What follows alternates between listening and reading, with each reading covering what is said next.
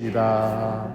제가 당신을 물을 찾고 있느니라. 당신을 물 재에서 가지지 마시고 분노하며 당신 강을 물리치지 마소서. 당신은 저를 돕는 분이시옵니다.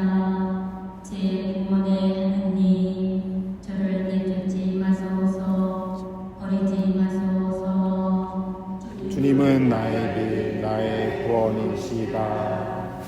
모두 이루어지겠습니다. 할렐루야.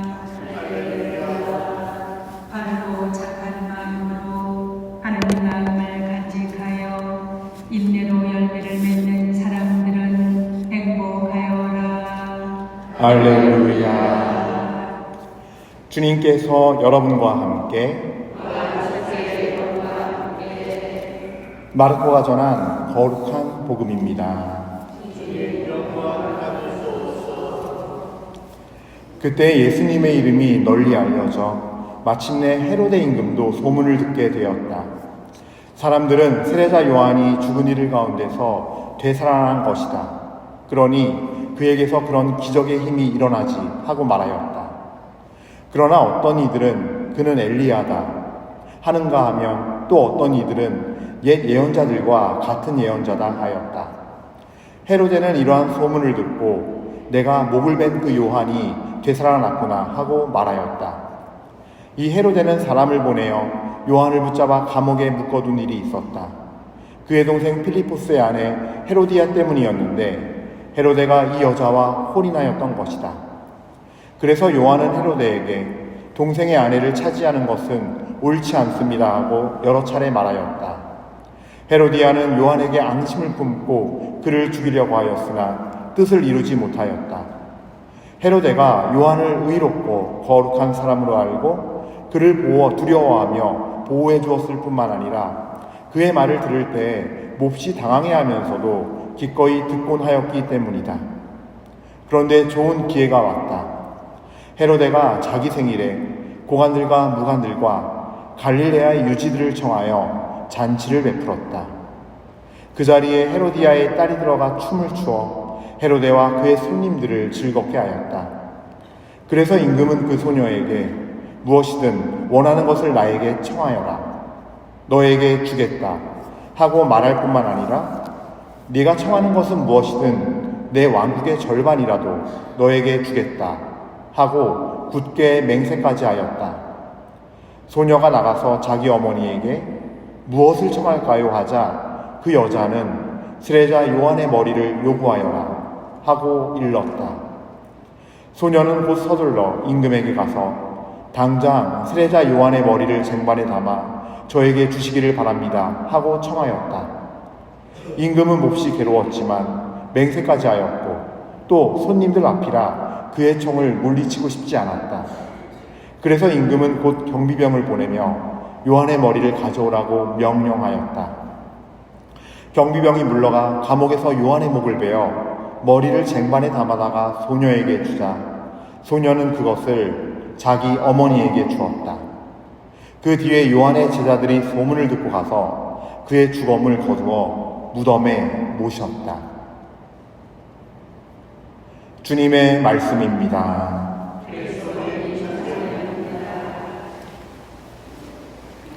참 예수님,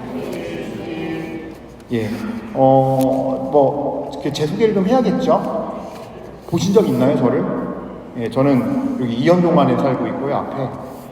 지금 교구 청소년국에서, 서울 아지트라고 하는, 버스를 한 대 몰아다가, 밤에, 여러분들이 이제 흔히 생각하는 날라리들, 비행 청소년들, 찾아다니면서, 그 친구들을 정말 섬기고 주님의 품으로 인도하는 역할을 해요.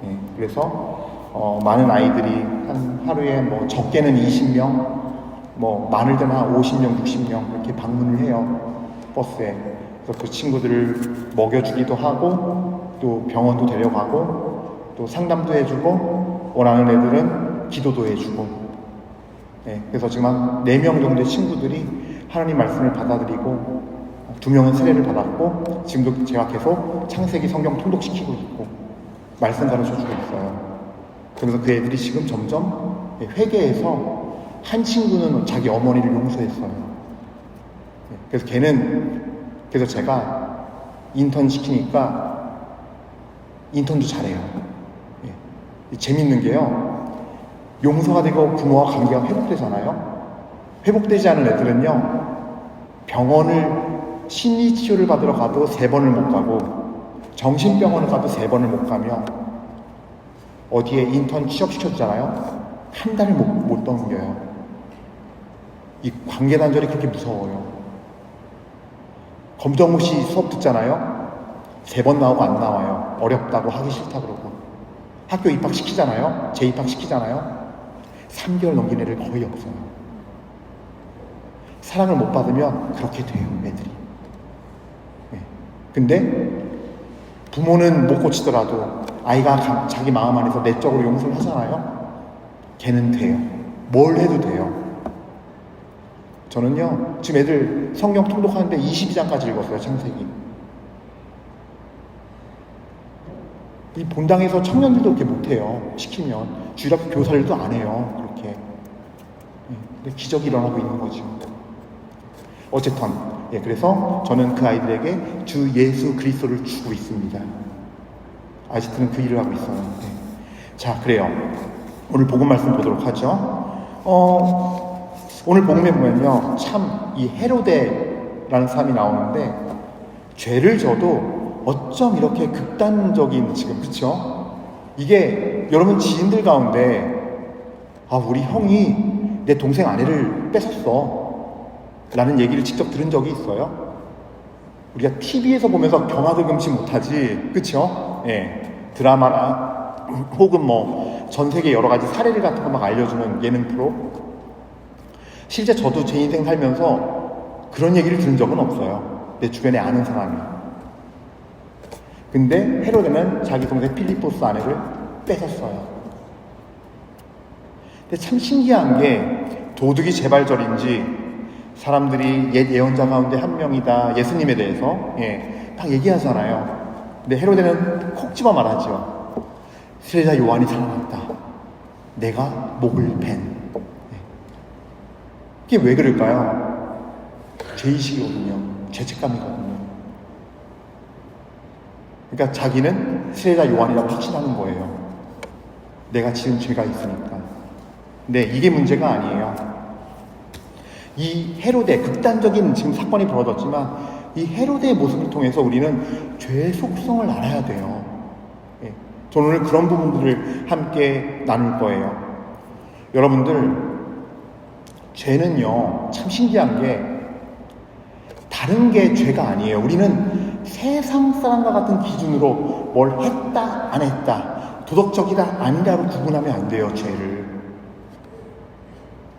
죄는요, 죄성 자체가 문제인 거예요. 그런 성향을 지닌 사람은요, 하루에 아침, 점심, 저녁에 밥을 먹어야 되듯이 때가 되면 죄를 지어야 돼요. 그것이 음행인 사람은 음행이고, 술 먹고 주정 피우고 화낸 사람은 술 먹고 주정 피우고 흥청망청 거려야 되고,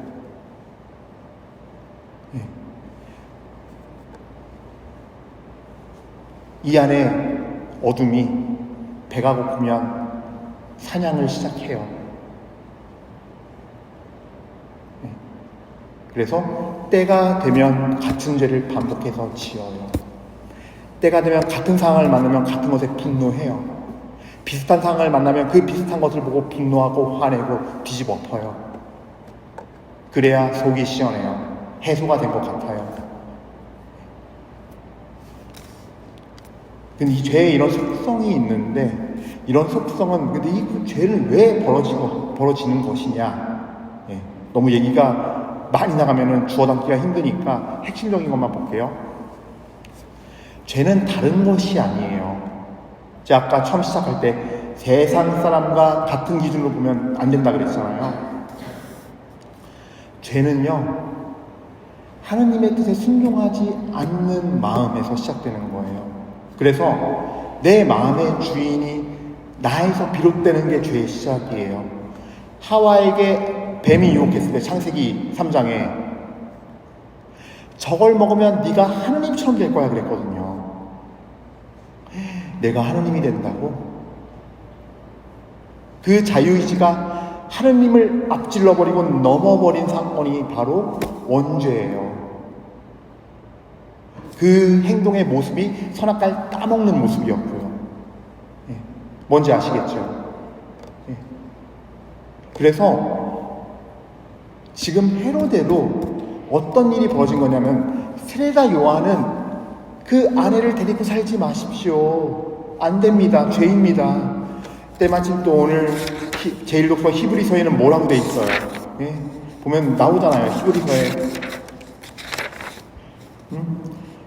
부부의 잠자리는 더럽혀지지 말아야 합니다. 불륜을 저지르는 자와 간음을 하는 자는 하느님께서는 심판하실 것입니다. 히브리서 13장 4절의 말씀이네요.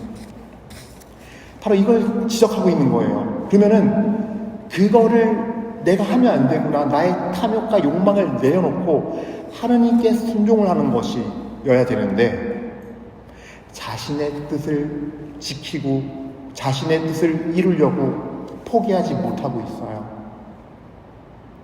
그래서 어떻게 하느냐? 대체 방법을 찾아요. 지금 헤로데는.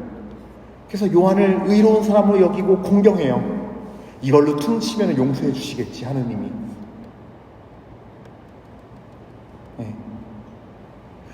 그래서 우리가 우리 자신의 지금 신앙 태도를 잘 봐야 돼요. 난 지금 뭘로 퉁치고 있습니까? 전 이건 못하겠고, 전 이 사람 용서를 못하겠고요. 대신 제가 봉헌 많이 할게요. 제가 대신 자선 베풀게요. 제가 대신 어디 미사임을 많이 낼게요. 그러지 마세요. 내가 주인 되었기 때문에 내 뜻대로 하려는 그 욕망에서 비롯된 가짜 신앙이에요. 그래서 죄는 거짓과 위선을 낳고, 이것이 신앙과 결부되면 신앙에서 종교로 변질돼 버려요. 그래서 바리사이와 율법주의가 탄생하는 거예요. 복음이 선포된 이 시대에도 율법주의와 바리사이의 후손들은 여전히 존재해요. 거짓과 위선으로 겉꾸민 그냥 예식만 치중하고, 내가 이렇게 하면 축복받겠지, 이렇게 하면 용서해 주시겠지. 아니에요.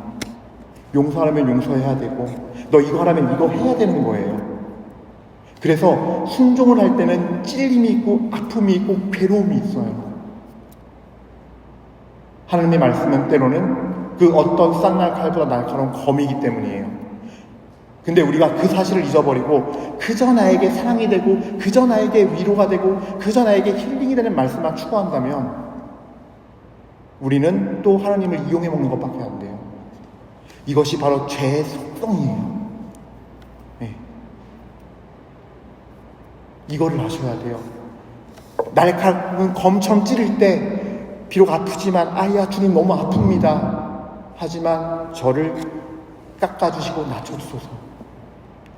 우리 모두 헤로데가 되지 맙시다. 물론 이 복음은 너무 극단적인 복음이어서 이 사건과 죄의 내용과 질을 봤을 때는 우리가 여기서 그럴 사람은 아무도 없다 생각해요. 그러나 이 본질적인 문제를 바라보고 묵상했을 때는요, 우리는 다 여기서 자유롭지 못해요. 다들 지금 얼굴 표정이 심각해졌어요. 네, 좋은 징조예요. 내 자신을 돌아보지 않는 사람은요, 심각해지지조차 않아요. 뭐가 문제인지 인지조차 못하니까요. 어두울 때도 어두운 사람은요, 하하거리고 있을 거예요, 지금도. 저도 제가 말하면서 찔려요. 예수님, 제가 미쳤나 봅니다. 왜 이렇게 말씀이 툭툭 나갑니까? 저 원고 안 쓰거든요. 그냥 묵상한 대로 그냥 나가는 거예요. 오늘 세례자 요한이 뭐죠? 광야에서 외치는 이의 소리잖아요. 강론은 그런 타임이에요. 광야에서 외치는 이의 소리가 돼야 돼요. 저도 들으면서 제가 회개해요. 예수님, 떠오르는 일이 있네요. 어쨌든 자, 오늘 복음에서 첫 번째 전하고 싶은 내용이었고, 두 번째는요, 뭐였냐 하면요, 우리는 이 헤로데 같은 사람 보면서 그 생각을 해요. 헤로데 예수님 막 나중에 못 박혀 돌아가실 때 빌라도랑 그렇죠? 해가지고 빌라도하고 생전 연락도 안 하는 사이였는데 와서 빌라도가 예수님 보여주잖아요. 그래서 막 예수님한테 이것저것 캐묻고, 루카복음에 보면 나와요, 그 내용이. 그래서 빌라도하고 헤로데가 친해졌다 그래요, 심지어. 그날 이후로. 그냥 예수님 못 밖에 돌아가실 때까지 아무 일 없고 잘 먹고 잘 살았어요. 그 동생 아내 뺏어다가. 우린 살면서 그러잖아요. 내 주변에 저렇게 막 살고 죄 짓고 마음대로 하는데 왜 저 사람들은 저렇게 잘 먹고 잘 살아요?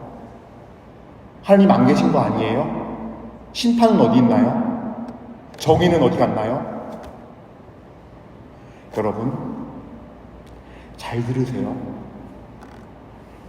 하느님은요,